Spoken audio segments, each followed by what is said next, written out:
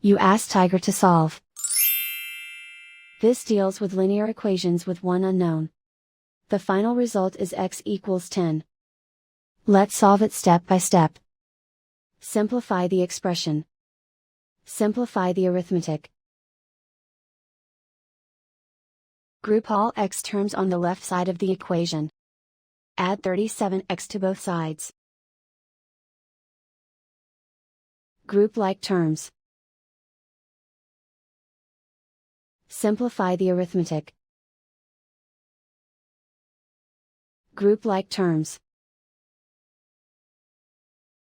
Simplify the arithmetic.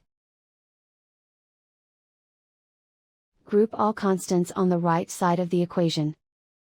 Add 44 to both sides. Simplify the arithmetic.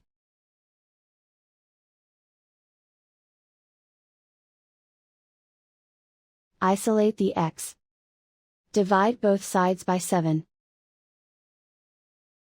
Simplify the fraction. Find the greatest common factor of the numerator and denominator. Factor out and cancel the greatest common factor. And so the final result is x equals 10.